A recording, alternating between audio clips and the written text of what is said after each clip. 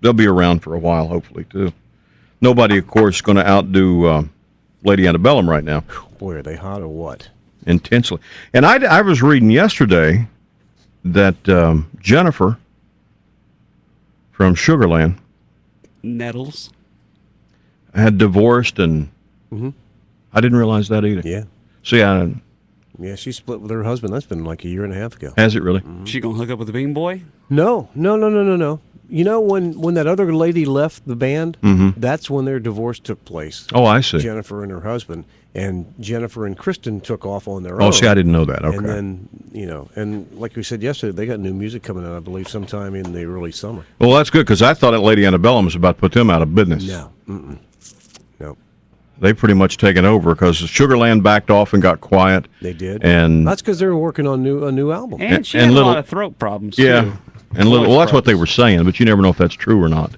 You know, they tell you that stuff. Okay. Well, I don't know why they'd have any reason to lie. Well, just maybe because they didn't want to admit that, Lady Antebellum was putting them out of business. It's not like a rivalry. I mean, any artist could be putting them out of business. It's not like Ric Flair up against Dusty Rhodes. That's the world, man. You can for the belt. You can pretend all you want. The CMA belt. You can pretend all you want.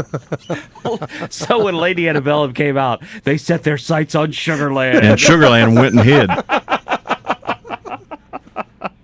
Where do you come up with some of that stuff?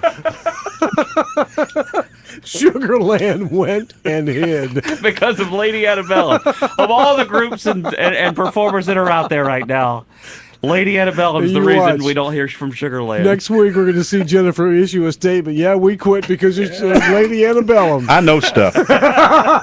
It'll be in their ringside interview. Woo! 8:01 at WEZL. Looks like it's going to be a sunny day for the most part. Once the fog burns off, we'll have a few clouds. High today about 85. 70 now at WEZL. We've been talking the better part of the morning about the cruise ships in and out. Today is the day, the first of the Carnival cruise ships calling Charleston home port. Welcome to Charleston. In the harbor. Welcome. The Carnival Cruise Line Fantasy will sail in and out of the harbor today, return each week with about 3,000 passengers and crew. I bet it's in there right now. They said it's supposed to be in about 8 o'clock. Yeah. Let's go look at it. This is the captain, and I'm speaking to you from the bridge. We're talking about $37 million added to the economy this year, another $3.5 million in tax revenue, and 400 jobs to support the local economy. The boat. That's different. Yeah, that's different. The boat. Did you go to the captain's reception when you were on the cruise? Yeah, I did. did. The boat's still moving, and his whole staff is on stage. You just wonder who's watching the bridge. Who's speaking to you from the bridge? Well, it's certainly not the captain, because he does have the very last night that you're out at sea. He has a. Well, it's not like you're going to run into anything. What? I mean, he can just put a broomstick in that wheel No, and go downstairs and have a drink and then come back up. Boy, is he a broomstick in the wheel? You think they still steer? What do you think, Captain Jack Sparrow's on this boat or I'm something? just saying. Because I've seen them on TV right before the big wave hits and knocks the boat over. Oh, stop They're all standing there with that giant wheel. I can imagine that the Carnival advertising dollars are going to be pouring into the broadcast. I'm just saying.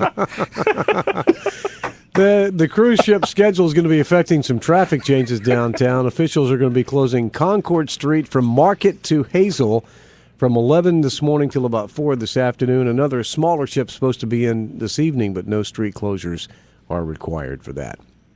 In other headlines, SLED is investigating a robbery, kidnapping, and sexual assault that took place yesterday in Somerville.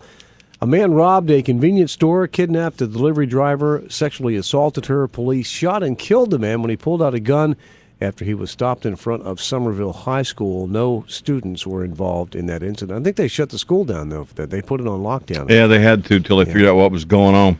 Charleston County Council will cast first vote on next year's budget at tonight's meeting. The proposed budget would increase property taxes, could cut back on county services, but does not call for employee layoffs or furloughs. You know, they let Elliott Summey vote. They let him vote? On things like that. He's a councilman. Well, that's true. That's scary, isn't it? That Elliott Summey has a say? Yeah. Meanwhile, Dorchester County Council is one vote away from finalizing their budget for next year. Their plan includes about $10 million in cuts, affecting everything from athletic programs to janitorial services. 3 weeks to go until the state's primary elections, and the candidates will be debating tonight. All 9 hopefuls for the 1st District congressional seat will be holding their final debate tonight, 8 o'clock, on the Yorktown at Patriots Point. It'll cost you $35 if you want to go see that. The candidates for governor will be debating tonight in Columbia. And you said it's not going to be on... I was just ready to say it's on XIS-TV in Columbia, but you will not be able to see it outside the Columbia market, so I'm not real sure what good it is to us. Well, they just don't want the Charleston area to be informed. They don't. We got to pay $35 to see those guys talk, and we can't even see those guys talk. What's up with that? And they want us to vote for them. I'm voting for Gutter King now. I am too, man. I'm telling you. Convinced me. I got a phone number for him. We'll talk to him. In Washington, more testimony today before Congress on the Gulf oil spill. Today's hearings will focus on the federal government's response to the spill. Meanwhile, the Coast Guard is reporting that tar balls are washing ashore in the Florida Keys. No confirmation yet that they came from the BP accident in the Gulf. Jiffy Lube saves you time and